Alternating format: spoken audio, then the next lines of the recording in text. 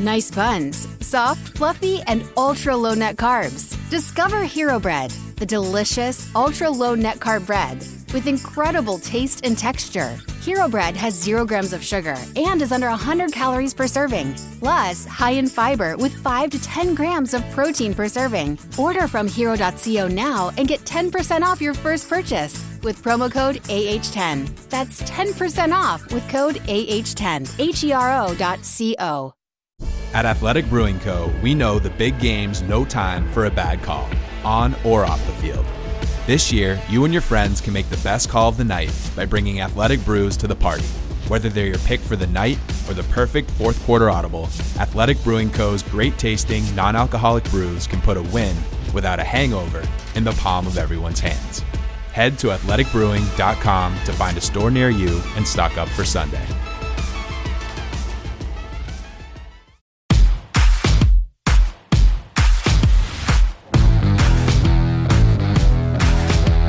Welcome to the Dogs Podcast with your hosts, Blake Reneker, Justin Charles, and Josh All. What's up, Browns fans?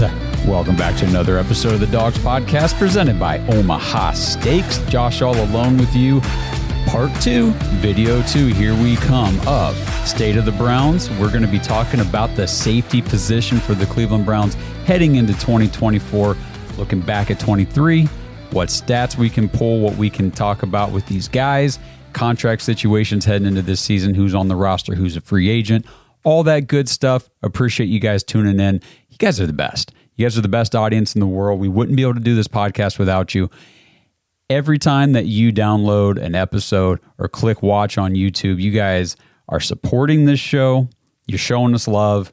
And we just can't get enough of it. So this Browns offseason is going to be a ton of fun. Just like the last one, we ramped up the content last year. We're doing it again this year.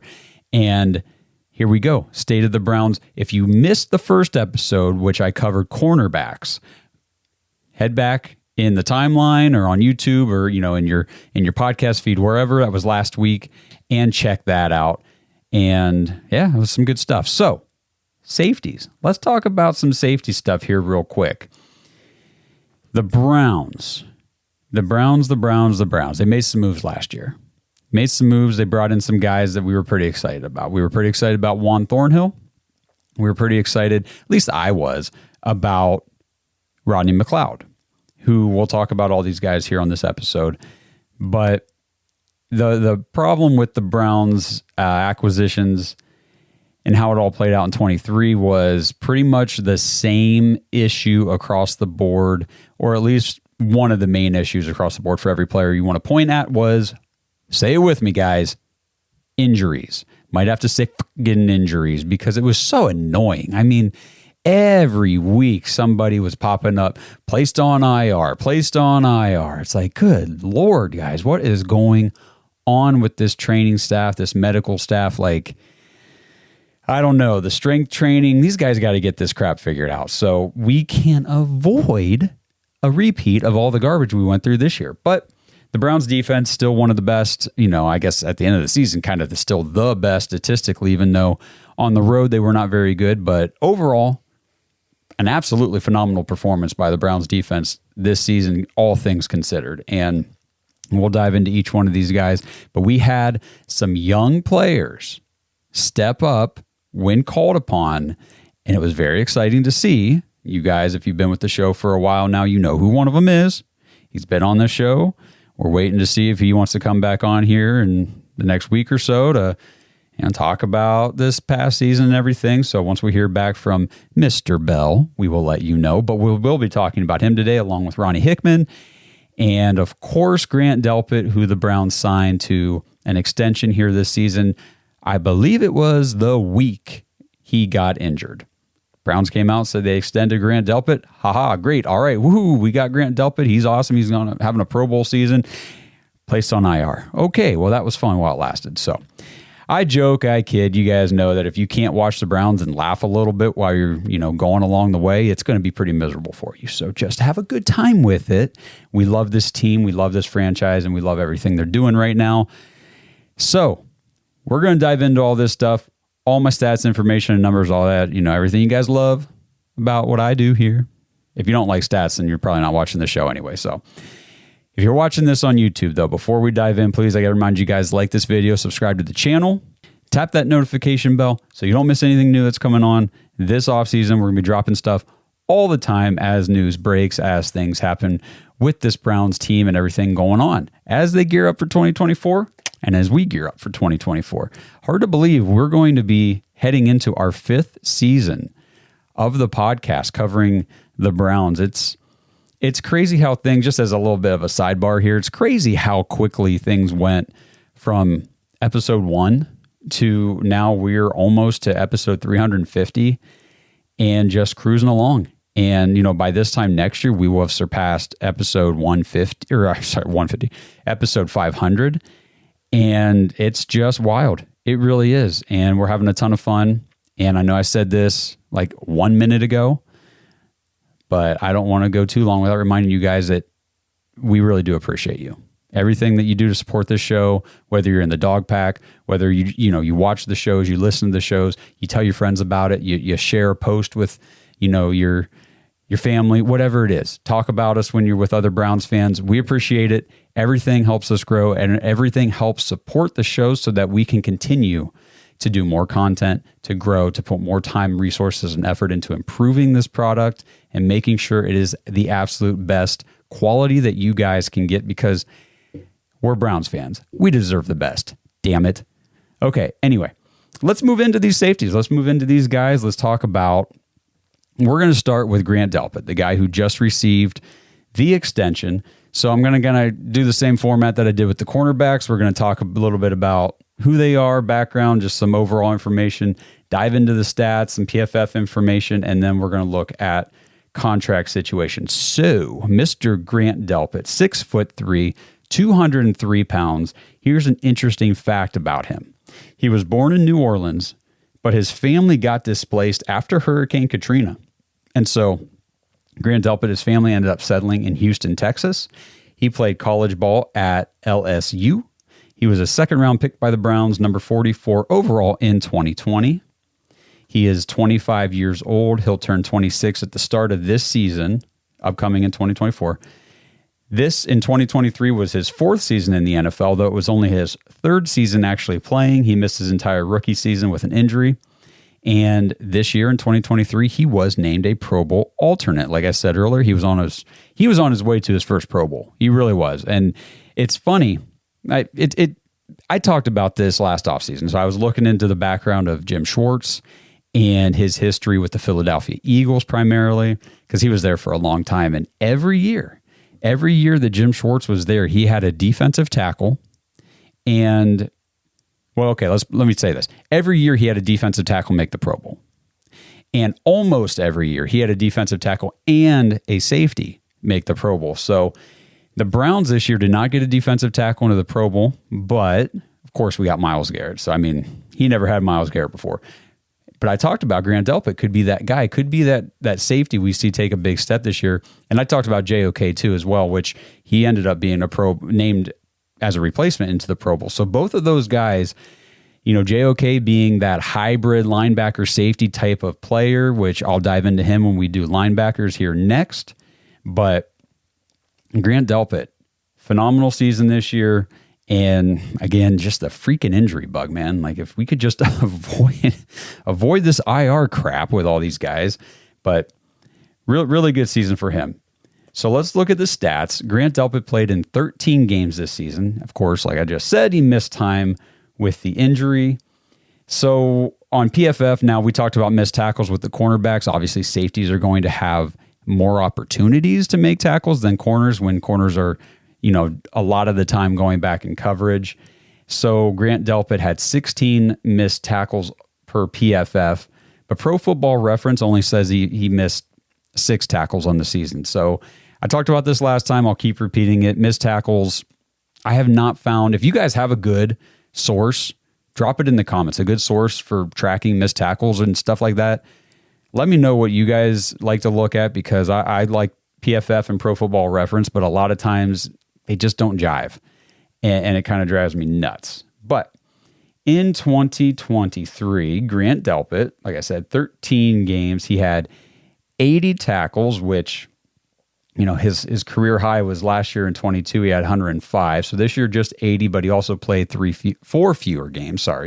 4 fewer games this year, IR. But he did have 7 tackles for loss, which is 3 more than he had all of last year. That's awesome. He had 4 quarterback hits. He had only had 1 his entire career before this year. So his getting into the backfield, getting after the quarterback under Jim Schwartz dramatically increased this year. He had 1.5 sacks. He had, let's see here. He didn't force any fumbles, but he did recover a fumble. He had 3 passes defensed, and he had 1 interception, which was down. Last year he had 4 interceptions. But again, he was around that line of scrimmage and doing things in the backfield a lot this year. So that was pretty good to see from Grant Delpit this year. So now we'll move over to PFF. And so I put in here a minimum of 250 snaps. That resulted in 103 qualifying safeties for all of this information. So all these guys I'm going to talk about today, just keep those numbers in mind.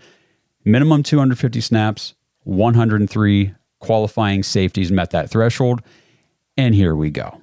Grant Delpit received a 70 overall defensive grade. That was 34 out of 103. He had a 75.5 coverage grade. That was 19th out of 103. So very, very good coverage grade for him. Here's a great stat, and this goes back to what I was talking about with being around the line of scrimmage, being in the offensive backfield under Jim Schwartz and just doing things, flying around with his hair on fire. He had 33 stops per PFF. That was the 5th most among all those safeties in the NFL. So real quick, a note, what is a defensive stop? PFF says that's a tackle that constitutes a failure for the offense. Sounds like a good thing, right? You want to make a tackle that creates a failure for the offense. And Grant Delpit was credited with 33 of those, again, 5th most in the entire league. He allowed 25 catches on 31 targets for 188 yards. That's an 80.6% completion when targeted. That's pretty high, 14th most in the NFL. But here's the plus side to that. They were predominantly short passes, dump offs, high percentage passes because his 188 yards, so he allowed a high completion percentage, but he only allowed 188 yards total on all those completions. It was one of the lowest in the league, 7th lowest among safeties with the same or more snaps as he had, which was 738. And this number, this fact is further confirmed. He only gave up 7.5 yards per reception. That was top 10 in the league among safeties. So he had a low yards per reception. He had a low overall yardage total. So he gave up quite a few receptions. But again, these are all dump off passes to running backs, tight ends, screens, things like that, where the completion is going to be made. But they're not getting any yards after the completion because Grant Delpit is there to make the stop. Exactly. The word just kind of came to me because he had 33 stops. So really, he was really good this year. Really, really good this year. He had a 78.5 passer rating when targeted. That was 40th out of 103, so still top half of the league in that regard. He's only been, as far as PFF credits here, he only got dinged with 1 penalty on the season. That's pretty impressive. Especially the way, the refs like to flag the Browns. If you're a Browns fan, you know. If you know, you know. Snap breakdown. 327 snaps in the box, 183 in the slot, 122 at free safety, and 91 on the line with just 15 snaps lined up on the outside. So Grant Delpit, again, in the box, in the slot, around the line of scrimmage. It's where he played a lot. He was not playing deep safety very often, and I don't know what else to say, guys. He excelled at his role this year, and I'm very excited for Grant Delpit, what's to come in 2024. Contract, we don't have to do a whole lot of talking with his contract and the whole situation. They extended him right before he got hurt here in 2023, so he's here, guys. They want him here. He's staying locked and loaded, ready to go, and he's going to be one of the leaders of this defense in 2024. He just signed the extension, which was a 3-year, $36 million contract. That ranks as the 13th highest safety contract in the league, And in 2024, his cap hit is just $3.7 million with a dead cap of 13.3. So, when we're looking and when we're talking about cap space and things like that, moving through the offseason where the Browns going to find money for this or that and the other, and you're going to hear people point to, well, they just paid Grant Delpit all this money, so they don't have any money left, blah, blah, blah. $3.7 million against the cap in 2024. Browns are okay in 24 with Delpit. That didn't screw anything up for this season. This episode is brought to you by Omaha Steaks. Browns fans, the Super Bowl is coming up this weekend. So if you are having a Super Bowl party, you want to put out the best foods, the best meats, everything for your guests, for your Super Bowl party, get to omahasteaks.com/dogs, DAWGS, and use promo code DOGS, DAWGS, when you check out to get 4 free chicken breasts and 4 free pork chops with your order. From my experience, Omaha Steaks usually ship stuff pretty quickly. So if you haven't ordered stuff yet for the Super Bowl party, seriously, get in there, get it now. Use the promo code to get the extra free food along with it. And if you got Valentine's Day, dinners, dates, stuff coming up the following week, guys, get it all ordered now so that way you're ready to go and you're ready to impress. And if you're doing Valentine's Day, I'm telling you, get the caramel apple tartlets. They are the best dessert, one of the best things I've ever had, but it's like the best dessert from Omaha. They're just so good. Get those, impress your lady, do it all up, give her the meal she deserves, and give your Super Bowl guests the meals they deserve. Impress everybody. omahasteaks.com/dogs, promo code DOGS to get 4 free boneless chicken breasts and 4 free pork chops with your order. Minimum purchase may apply. What's up, Ohio? Don't miss out on this fantastic offer from DraftKings for the big game. New customers who sign up with our promo code THEDOGS, all one word, and place a $5 first bet will instantly receive $200 in bonus bets. You'll get 8 $25 bonus bet tokens, allowing you to make multiple wagers with your reward. These tokens are valid for 7 days, giving you time to find your favorite bets. If you download the DraftKings app before the big game, make sure to sign up with our code THEDOGS to get your $200 of bonus bets. This offer is only available for new customers who are 21 and older and physically present in Ohio. Please gamble responsibly. If you or someone you know has a gambling problem and wants help, call 1-800-GAMBLER. Check the episode description for the full terms of the offer to see if you qualify. All right, let's talk about one Thornhill, the chosen one. Number 1, got himself the Brownie the Elf tattoo on the arm before the season. 6 foot, 210 pounds. Shout out to Alta Vista, Virginia. He played college ball at Virginia. 2nd round pick in 2019. So a 2nd round pick, just like Delpit the year before Delpit. 63rd pick overall by the Kansas City Chiefs. He is already, now, he was an older prospect, obviously, coming out because he's already 28 years old, and he's going to turn 29 during the season in October this year. So he's an older player, and to be going into his 2nd contract, just talked about, Delpit, who is, 25 turning 26 going into his 2nd contract. This guy last year was 27 going into 28. So a little bit older. 2023 was his 5th season in the league. Obviously, the first 4 played with Kansas City, and now this one with Cleveland. So on the bad side of the stats, only got charged with 2 missed tackles per Pro Football Reference, but then PFF has him with 7. So he missed some tackles. I don't even know if I want to keep talking about missed tackles because nobody seems to be able to assess it very accurately. But if we look at his season as a whole, he missed, looks like 6 total games. He played 11. So he played in 11 games. Not what we were hoping for when we brought him in. Unfortunately, we signed this guy. We thought we were going to, I just say this, when it's the offseason, you sign these guys, you think you're going to have them the whole time. You just do. It does not work out that way ever across the board. You're always going to have injuries. It just was unfortunate that he was one of them. It was kind of like a nagging thing. It was just on and off all season. Didn't know if he was going to be there or not.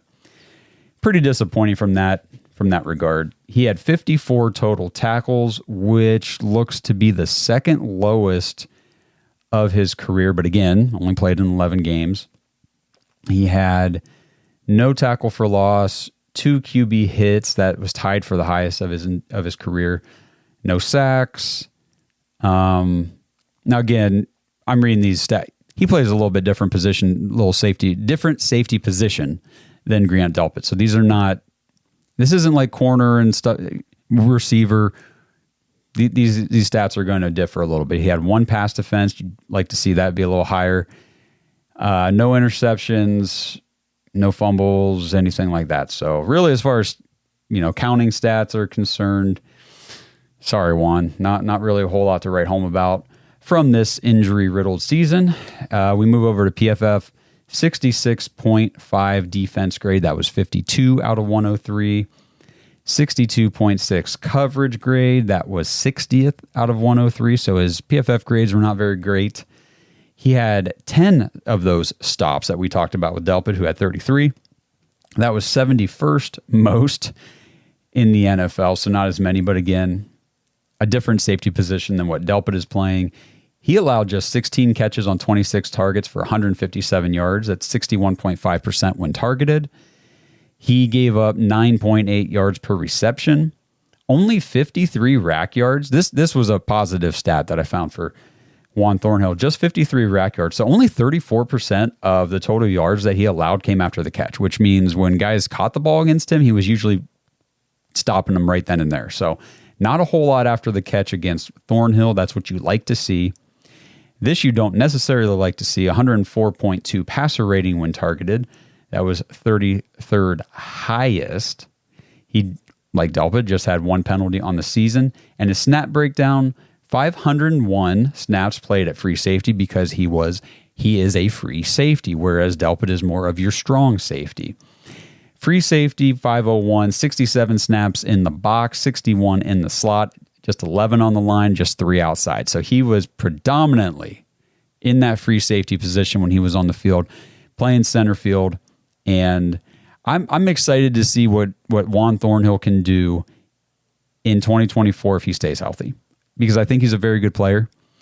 You hear last year, Kansas City Chiefs fans were just distraught that the Chiefs didn't bring him back, that they weren't able to find a way to make contract work with him, and that the Browns were able to go out and get him.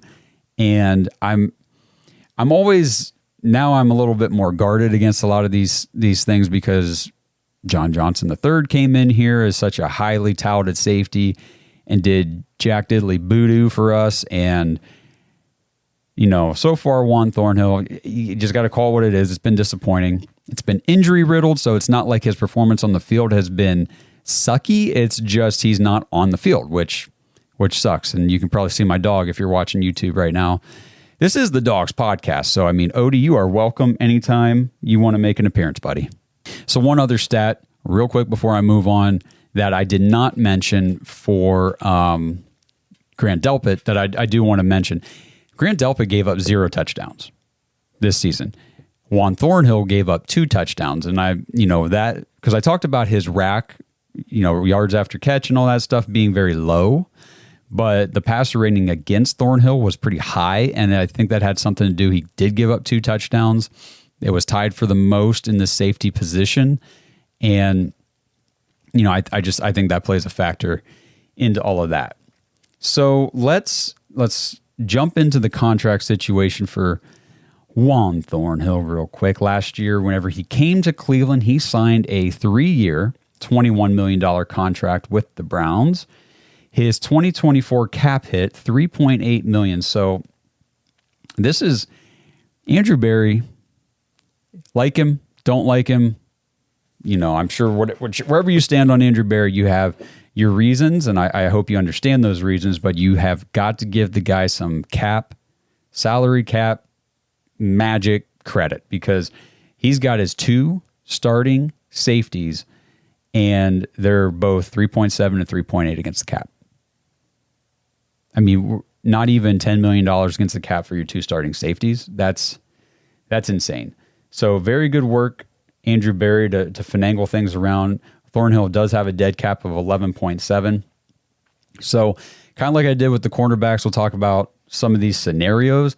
Again, I don't think Thornhill gets moved at all. I think none of this is going to come into play. I'm just throwing it out there as numbers to know. But as far as I'm concerned, it will be Grant Delpit and Juan Thornhill at your starting safeties in 2024.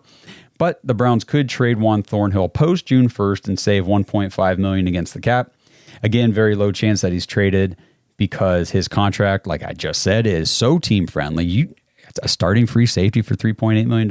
Okay, sweet. Let's go ahead and just roll with that. The 1.5 that we would save moving him isn't even worth moving. So here's your starting free safety for 2024. Pray to God he stays healthy so that we can see what these guys are really capable of. And good job, Andrew Berry, for doing some team-friendly stuff at this position. All right. I am very excited for this one because this is DeAnthony Bell. This is the guy that we got to meet him up at training camp last, I guess that would have been in August. We got to have him on the show a couple times before his rookie season in 2022. And I just, it's different whenever you talk about players that you watch their interviews, you listen to them in their press conference, you hear other people talk about them, and ones you actually get to meet and have a conversation with. And DeAnthony Bell is just such a phenomenal person. He's a great human being, and we're just really fortunate to have had the interaction, the connection with him that we have, and we're just very blessed for everything. So DeAnthony Bell, 6'1", 211 pounds, born in Covington, Georgia. We detailed, at least I did, a lot of his history on a previous episode. And DeAnthony finished his college career. And if you want to know more about him, go back. I believe that was in the week leading up to the wild card game that I talked a lot about DeAnthony Bell. But he finished college at West Florida, and he's the first player from West Florida to make an NFL roster. So he did something that no one from that school has ever done before.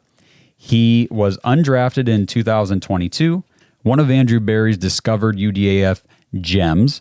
He is 27 years old. He's going to turn 28 this season in October. So again, this is an older prospect because of the extensive journey he took from high school through a whole lot of college stuff to get to the point where he was even able, to declare for the NFL, to try to make a team and do all that kind of stuff. So, I mean, he came out when he was 26, which is a really old and DeAnthony, if you're listening to this or anything, or anybody else out there is listening, like, hey, I'm 26. We're talking for football terms. I mean, 26 is old for a football rookie prospect. Just like Joe Flacco's 39 and he's super old for football. I'm almost 35. I don't like to think that 39 is all that old because I'm not too far away from that. But anyway, that's just a little bit of an aside. 2023 was DeAnthony Bell's second season in the league, but the first one where he really got to play meaningful, extended snaps on defense. And he did awesome with them. 226 snaps played in 17 games, but like I said, he didn't really play defense until week 14 after the Juan Thornhill, Grant Delpit injuries pretty much coincided where Thornhill wasn't coming back. Delpit went on IR, and you saw DeAnthony Bell and Ronnie Hickman take over those safety positions, and we're going to get to Hickman next. Whew, man, you talk about two young UDFAs that just came in and played like they were starting safeties and made to be there. Just super impressed with these two guys. DeAnthony Bell, just 3 missed tackles per Pro Football Reference. PFF says just 1. So either way, he didn't miss very many tackles in his time on the defense playing starter snaps. So on the season, DeAnthony Bell, 28 combined tackles. He had 4 tackles for loss, a quarterback hit. He had 1 forced fumble, 4 passes defensed, and 2 interceptions. They were both awesome. The first one was against Justin Fields at the end of that Bears game where it was the Hail Mary and everybody's butts puckered for like a very long second of squeezer because I thought the guy was coming down with the ball in the end zone. Ball popped up, Bell grabs it, interception. He goes down, game over, Browns win. Thank God, because that would have been a really shitty way to lose that game. Second interception, week 18 against the Bengals. I posted this one all over social media because it was just so awesome. He pretty much, batted the ball to himself, smacks it in the air, follows it all the way through out in front of him, dives on it, catches it, falls to the ground. Awesome pick. So really good stuff from DeAnthony Bell. So he had a 76 point. I'm sorry, let me stop for a second. Before I go into these numbers and stats and things, DeAnthony Bell and Ronnie Hickman both are going to have some how do I want to say this? They're going to have some numbers, some stats, some things that we're going to talk about that when you initially look at them, it would be very easy to say, well, damn, they were better than the starters. So one thing that, and this is a note I had a little bit further down, but we're going to talk about it right now before I go into all these numbers. These two guys got to play not very good competition on opposing offenses. They played against Justin Fields and the Chicago Bears, which, Justin Fields isn't the worst quarterback. The Chicago Bears are not a formidable offense, or were not. Case Keenum, blah. Trevor Siemian, blah. And Jake Browning in that last week in Cincinnati. They played, aside from Fields, they played no starting quarterbacks.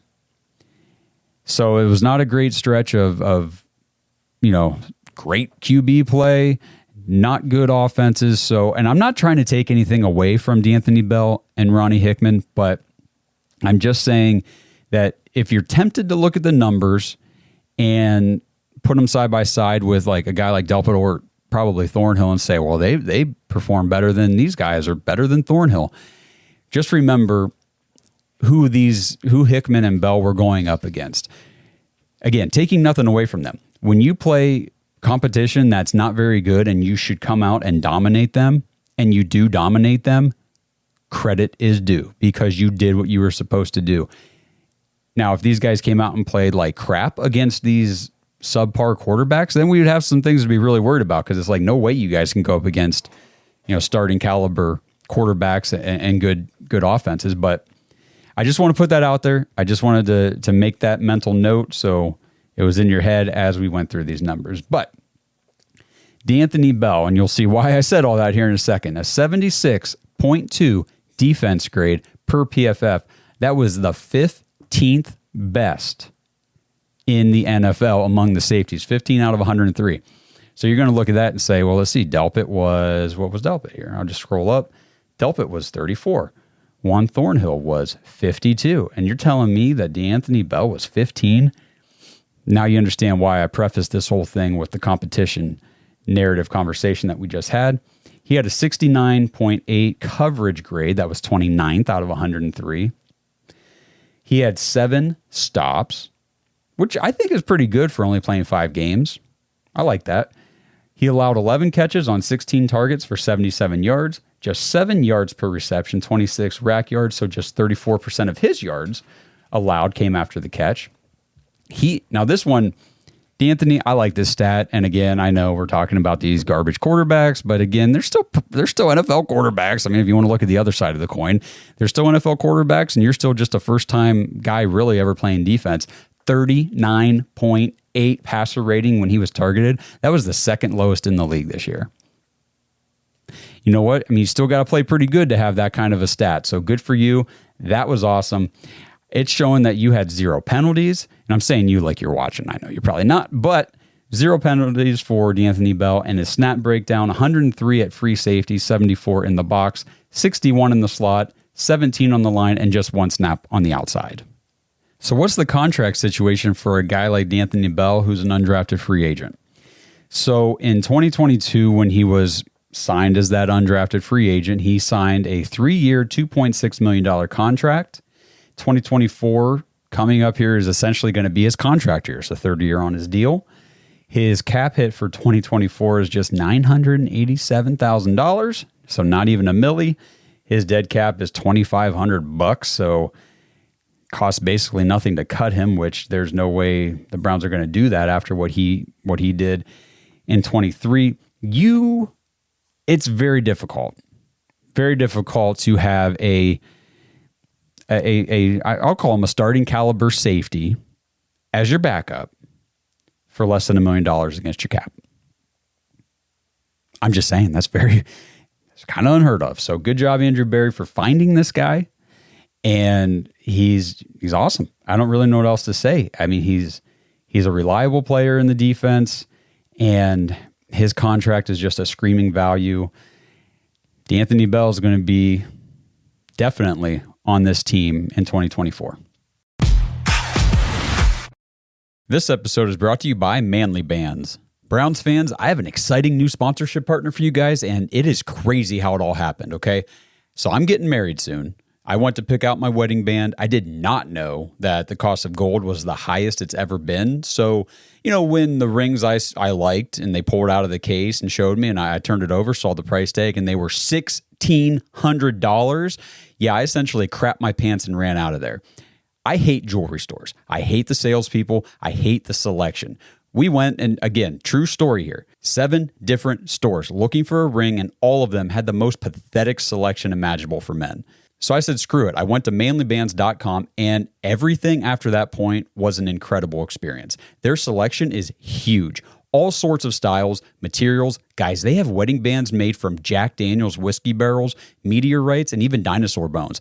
They also have a huge selection of the tungsten rings that everybody likes, cobalt chrome, and gold. And the best part was the customer service was some of the best I've ever received. In a world of AI and bots, Manly Bands keeps it real with real freaking people. The whole experience was so awesome, I asked if we could advertise for them on the show, and here we are. Screw those jewelry stores and those salespeople. Manlybands.com. Use promo code DAWGS, DAWGS, for a whopping 25% off your order. Whether you've already got a band or you're getting married in the future, check out what they have. Also, you can order a free ring size guide and they'll ship it straight to you. So you know exactly what size ring you need. And again, never step foot in a jewelry store. And also for you big fellows with the big hands, guys, they got rings up to size 20. Rings come with free engraving in the US, and they send you a free silicone band with your order. It's unreal. These guys are the best. Manlybands.com. Promo code DAWGS for 25% off your order. This episode is sponsored by Factor.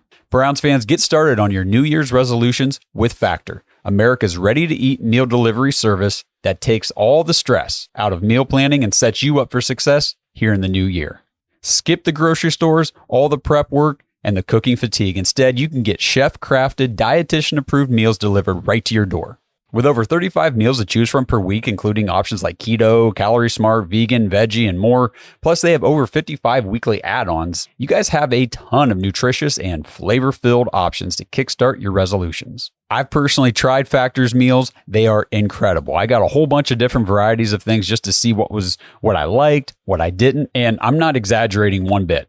I liked them all. You throw it in the microwave, 2 minutes, and bam, you have a nutritious meal ready to go on the fly. And the nice thing is when things get hectic, Factor is totally flexible. You can change your order up every week with plans from 4 to 18 meals per week. You can even pause or reschedule your deliveries anytime you want. So here we go, guys. Let's stress less over our meal times in the new year. Let's get Factor's no prep, no mess meals, no shopping, no cooking, no cleanup. Head to factormeals.com/thedogs50. That's all one word, thedogs50. Use code thedogs50 to get 50% off your order. That's code thedogs50 at factormeals.com/thedogs50 to get 50% off. Happy New Year, everyone. At Athletic Brewing Co., we know the big game's no time for a bad call, on or off the field. This year, you and your friends can make the best call of the night by bringing Athletic Brews to the party. Whether they're your pick for the night or the perfect fourth quarter audible, Athletic Brewing Co.'s great tasting, non-alcoholic brews can put a win without a hangover in the palm of everyone's hands. Head to athleticbrewing.com to find a store near you and stock up for Sunday.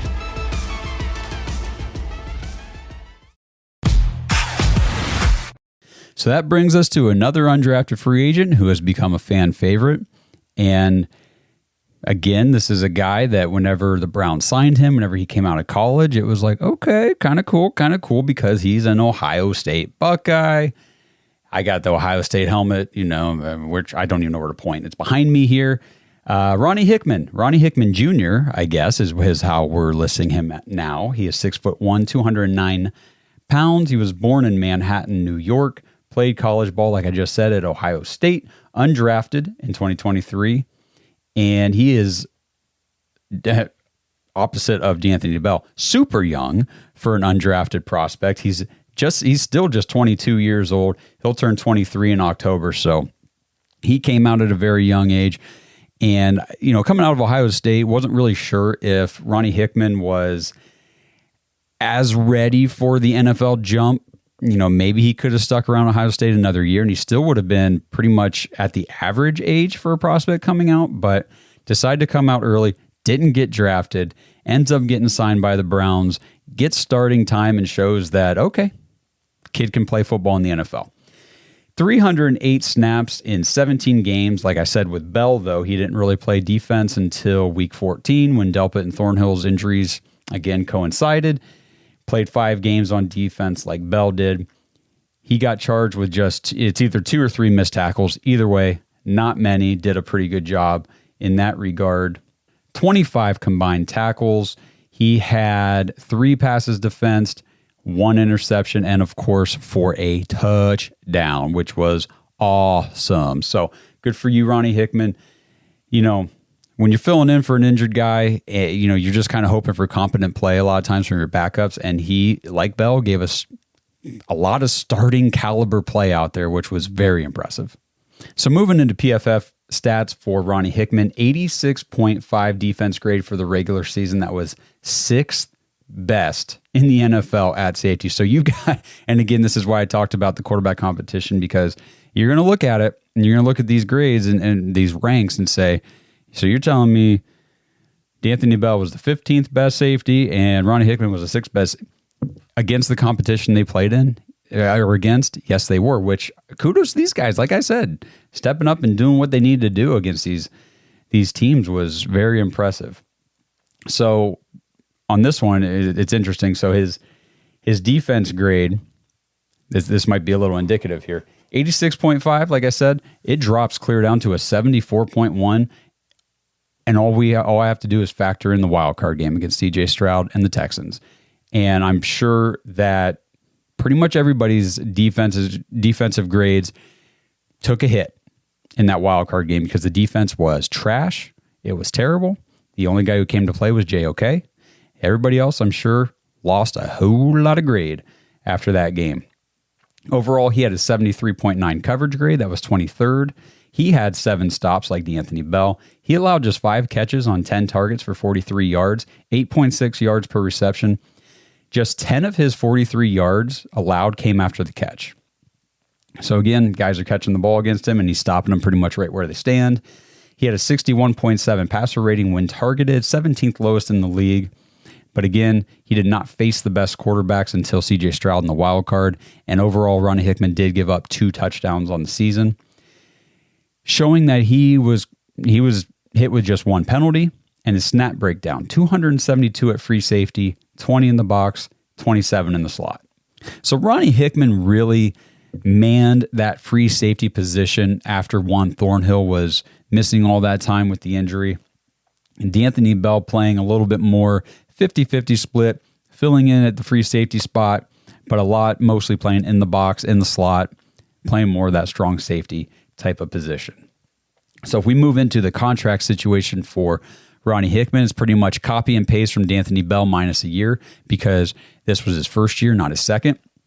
So again, he signed a 3-year, $2.7 million contract with the Browns last offseason. His 2024 cap hit $921,000. So you got 2 high-quality backup safeties for under $2 million against your cap.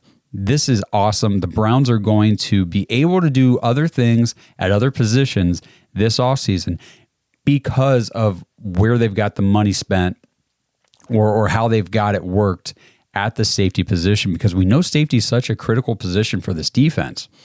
And when you've got your 2 starting safeties and you're not even close to $10 million between those 2, and you got your 2 backup safeties who can step in and play starters minutes anytime you need them, and those 2 guys aren't even hitting $2 million, that lets you do other things on the team. So again, super low dead cap, like is $13,000, which to a NFL team is nothing. So again, no way he's not on the team next year. It's going to be Delpit, Thornhill, Bell, and Ronnie Hickman going into 2024 at your safety position. Okay, so this guy, we'll kind of just breeze through the next few.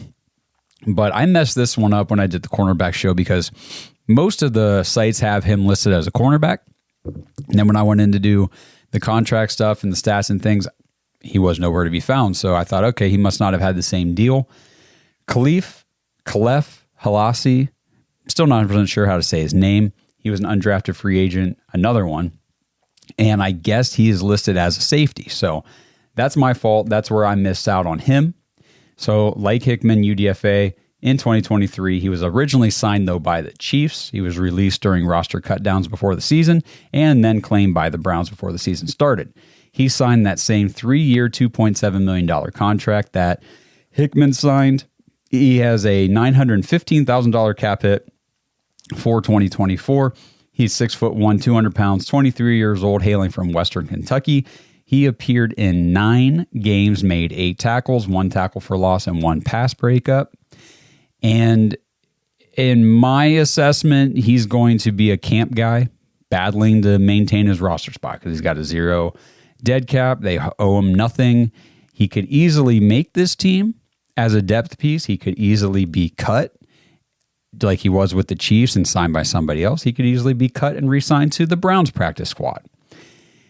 This is just, it's one of those situations. He's one of those guys that, you know, he's expendable, unfortunately, but I mean, for him, but it's just the way it goes. This is the nature of the business in the NFL, and this is his role. He's going to be one of those guys.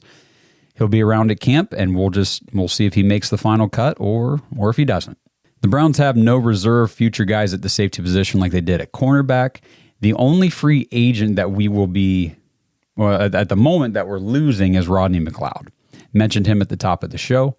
Rodney McLeod placed on IR in November with a biceps injury, which that really sucked because I felt like he was playing a pretty big role in the secondary. I don't think he was doing anything statistically popping off the charts or anything like that. But, you know, with Thornhill, again, being banged up, in and out of the lineup, in and out of the rotation, on and off all season, Rodney McLeod was bringing some serious veteran presence and pretty good play to that secondary. And when he got hurt, I felt like the defense took a hit. The defense took a hit. We started giving up more big plays here and there. We started giving up it just wasn't the same. I didn't feel like we had the same lockdown that we had when he was in there.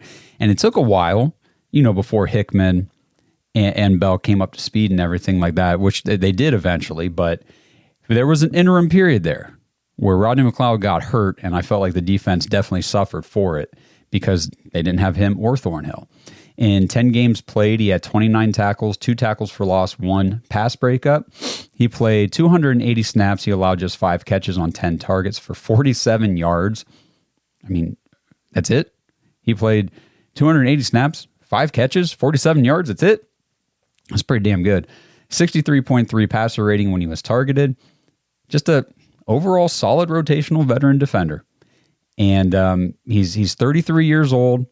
So he came in last year. They signed him to a 1-year, $1 million deal. So he was a cheap veteran contract to bring in for depth at that position. I don't know how this biceps injury is going to impact him. You know, he's 33, going to be 34. Again, that's old for football years, young in real life because that's my age. So I want to be young. But he could be a guy who retires this offseason with an injury like that. He could recover and come back on another cheap deal. He could get signed by another team. I wouldn't hate having him back, especially because it was a $1 million contract last year. He'd be no more than that this year. And, you know, I like what he brought to the defense. I feel like what we got out of Hickman and Bell down the stretch probably means we don't need to stretch ourselves. We don't need to go out of our way to bring in a veteran or anything like that. But I wouldn't be opposed to having McLeod back. But at the same time, if he retires or they just decide they don't want to re-sign him or bring him back, I mean, I'm not going to be upset about that either. So I like Rodney McLeod. I think he's a good dude. I think he's a good player. But again, at his age and production level, I think whatever avenue, whatever comes up, whatever comes to be, so be it. And that's your state of the Browns at the safety position heading into 2024. And I think this is one of the best positions the Browns have locked up right now. I think there's like 0 question marks about this group. Okay, I shouldn't say that. There are 0 questions about this group as far as who's going to be on the team and their contract situations and all that stuff. When you just look at the contract situations and all that, it's pretty. It's real pretty. And I talked about all of that. The big question, if there's one big question about this group, it's definitely Juan Thornhill. What can he bring to this defense if he's healthy? And he should be healthy. I hope he's healthy. We need him healthy. So that way we can get a fair assessment of him. Grant Delpit, I expect him to come back and resume his Pro Bowl play in 24. And then we've got Hickman and Bell, just absolute studs, backing those guys up. Probably going to be doing a lot more rotation with them since they proved that they can.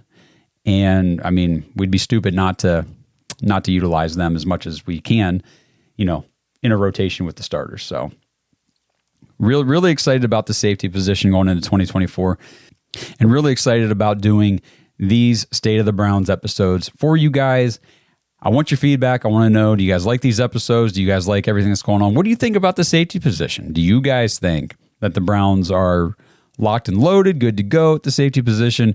Where do you stand on Juan Thornhill? Do you think he can still end up being a really good signing for the Browns, or is he going to be another guy that we signed and it just didn't pan out? Those things happen, unfortunately, for every team. They always happen. But we'll see. 2024 is going to be exciting. That's now cornerbacks and safeties detailed on this series. Next is going to be linebackers. We're going to dive into that next.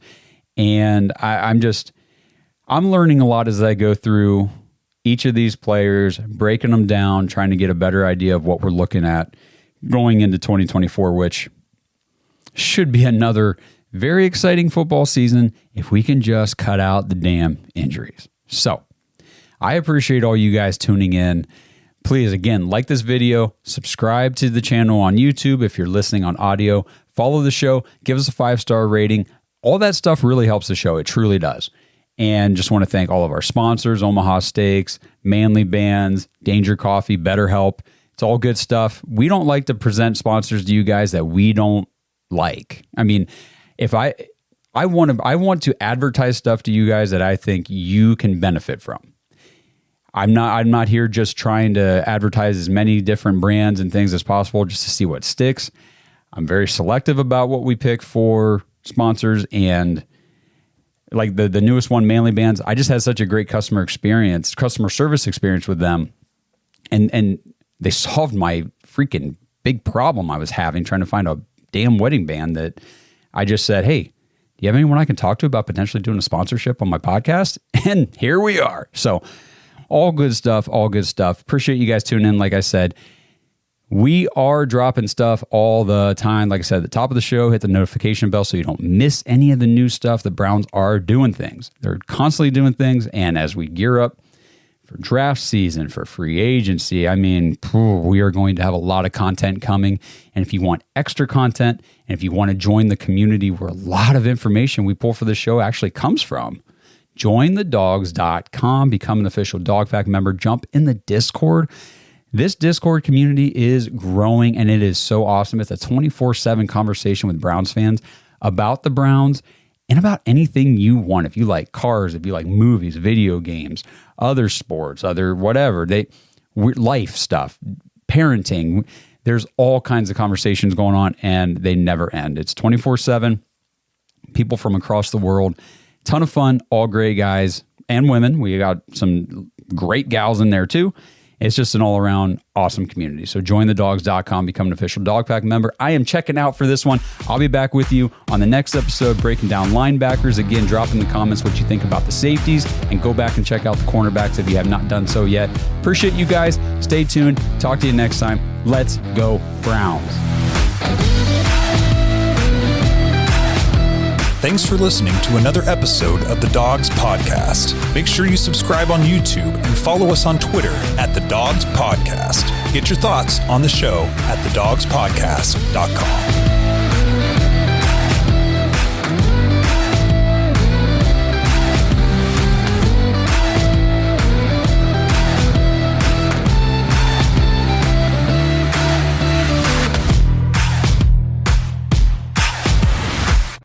At Athletic Brewing Co., we know the big game's no time for a bad call, on or off the field. This year, you and your friends can make the best call of the night by bringing Athletic Brews to the party. Whether they're your pick for the night or the perfect fourth quarter audible, Athletic Brewing Co.'s great tasting, non-alcoholic brews can put a win without a hangover in the palm of everyone's hands. Head to athleticbrewing.com to find a store near you and stock up for Sunday.